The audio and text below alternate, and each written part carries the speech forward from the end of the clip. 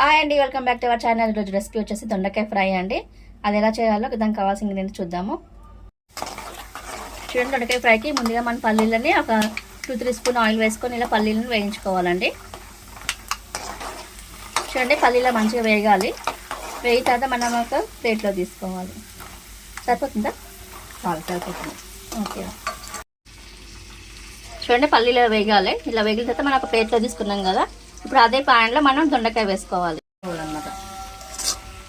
మొత్తం ఫ్రై అయ్యాక ఫ్రై చేసుకోవాలి.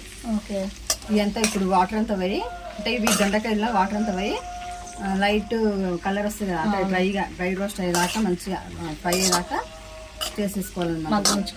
మగ్గించుకోవాలి. ఇప్పుడు ఇది మూత పెట్టద్దు, మూత పెడితే మెత్త పడుతుంది. మూత పెట్టకుండా ఇలాగే కొంచెం సాల్ట్ వేసి ఫ్రై చేస్తే క్రిస్పీ అయిపోతాయి ఇవి. వేస్తున్నాం కదా, కొంచెం సాల్ట్ వేస్తున్నాను. ఓకే, మంట తొందరగా మగ్గడానికి. ఇంకొకటి వాటర్ కూడా వచ్చేసి బయటికి మూత పెట్టకుండా ఫ్రై చేసుకోవాలి. అంటే మూత పెడితే మెత్తగా పడతాయి కదా, అందుకని. ఓకే, చూడండి ఇలా కలర్ మారేలాగా ఫ్రై చేసుకోవాలి మూత పెట్టకుండా. కలర్ మారిన తర్వాత అప్పుడు మనం ఇలా ఉప్పు కారం అన్నీ వేసేసుకుందాం. స్పైసెస్ కొంచెం అల్లం వెల్లుల్లి పేస్ట్. ఓకే, కొంచెం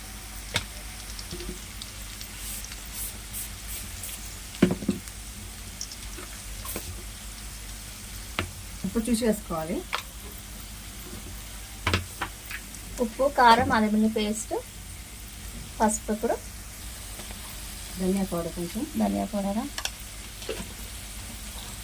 కొంచెం పసుపు వేసుకున్నాము. ఉప్పు కారం అల్లం పేస్ట్ పసుపు వేసి మంచిగా కలుపుకోవాలి. తర్వాత ఇంకా మొత్తం దగ్గర కావాలి, అది కొంచెం అవ్వాలి. పట్టాలి కదా, ఇంకా మొత్తం ఇలా మంచిగా బెండకాయలు బట్టి దగ్గరికి అవుతుంది కొంచెం. ఓకే, కొంచెం గరం మసాలా కూడా యాడ్ చేస్తున్నా. ఓకే, మంచిగా కలుపుకున్న తర్వాత ఇప్పుడు ఇలా మనం వేయించి పెట్టుకున్న పల్లీలు వేసుకుందాం. ఓకే, ఫస్ట్ మనం వేయించి పెట్టుకున్నాక పల్లీలు అవి యాడ్ చేసుకుందాం.